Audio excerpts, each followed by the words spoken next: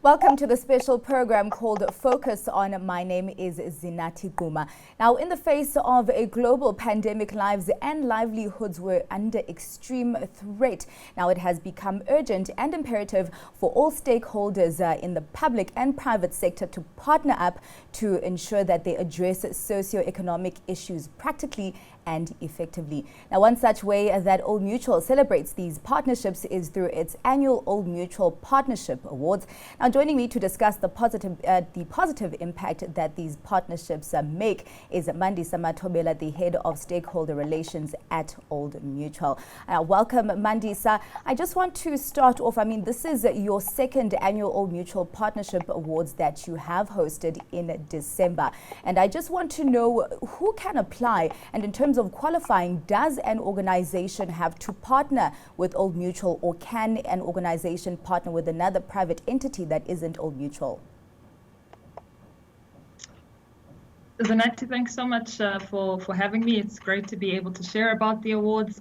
The awards have now been running for 2 years, as you say, and the purpose of them is to really showcase the work that we as Old Mutual are doing with our partners, and invite other partners to join us in this work.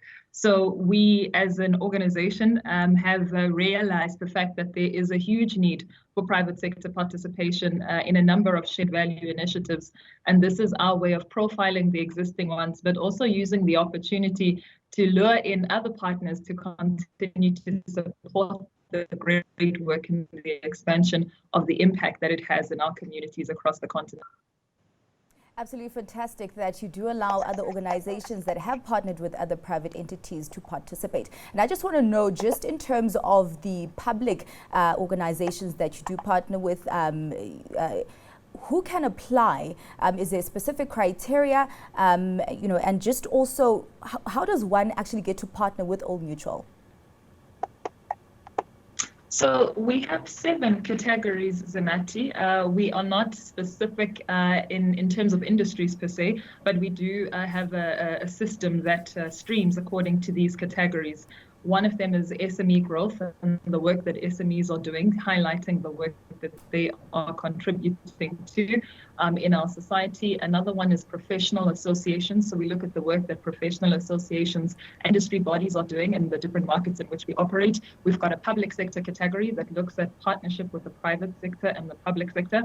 We also then look at emerging or humanitarian initiatives that are emerging in a humanitarian category. And ultimately, what then happens is that the different categories will have entries from across multiple sectors, and these will be rolled up into the ultimate Partner of the Year consideration, which takes into consideration all the category winners of those that would have been considered in the initial 7 categories. So that's how it's set up at the moment, and we've seen that the opening up has allowed us to see a lot more diversity in terms of entrance as well as sector representation.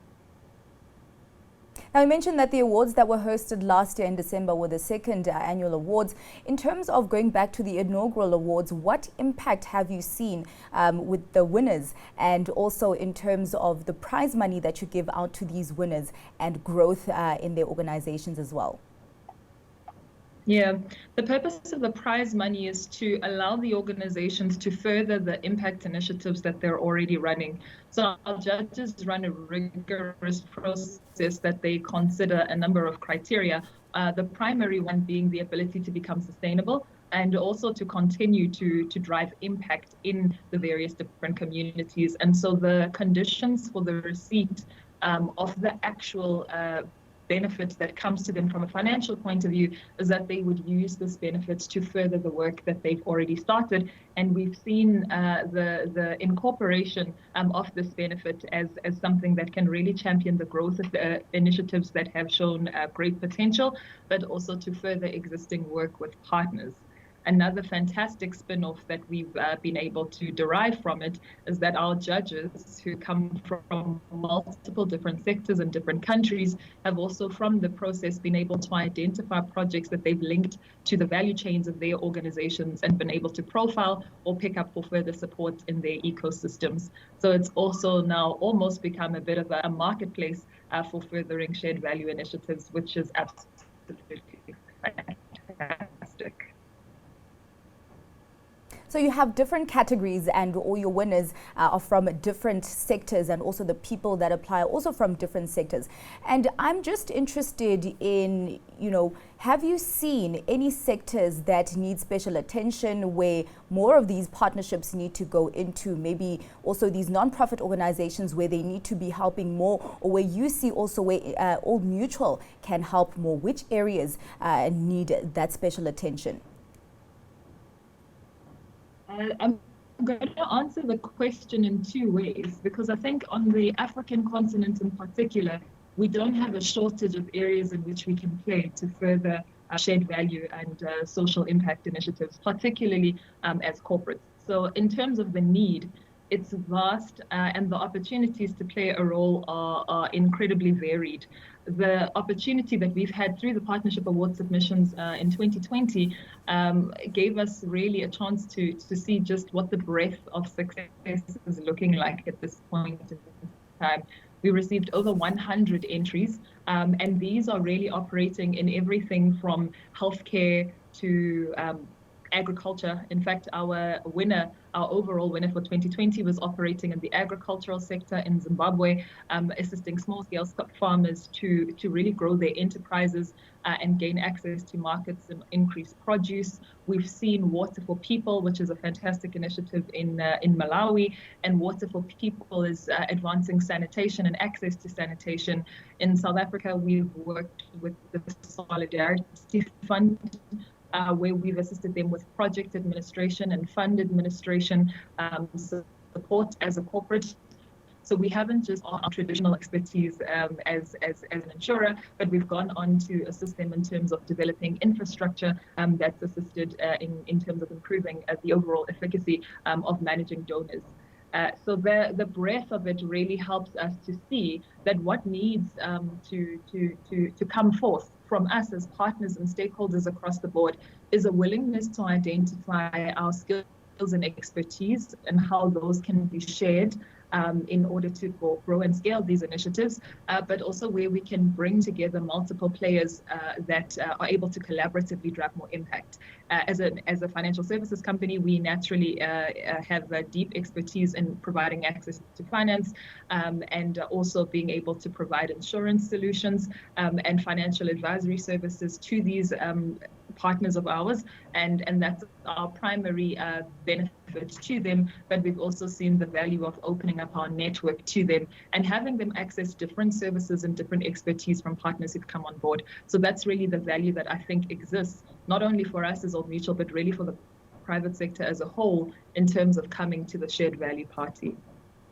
And I mean, COVID-19 has affected the whole world, especially Africa, because we know that poverty is rife and the inequality gap is ever widening. And I'm just interested to know if Old Mutual, if COVID-19 has maybe impacted how Old Mutual chooses these partnerships as well.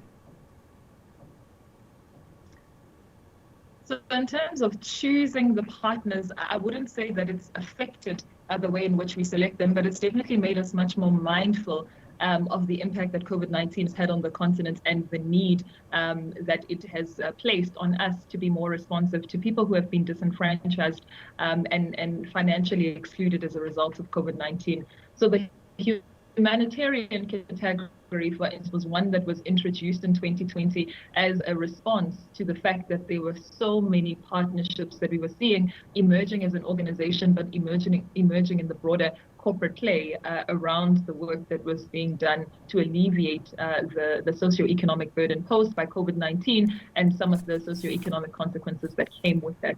So our responsiveness to COVID-19 as an organization has been very targeted across all of our countries, and we've been deliberate to work together with partners to advance that work, be it in healthcare services, be it in education, by ensuring that schooling is not interrupted as much by facilitating interventions that assist students to continue learning remotely, but also then ensuring that whatever the government has put in place in the markets in which we operate, we offer our services and our support in terms of growing those programs. And we've seen quite a number of them then come through as submissions into the various categories of the partnership awards.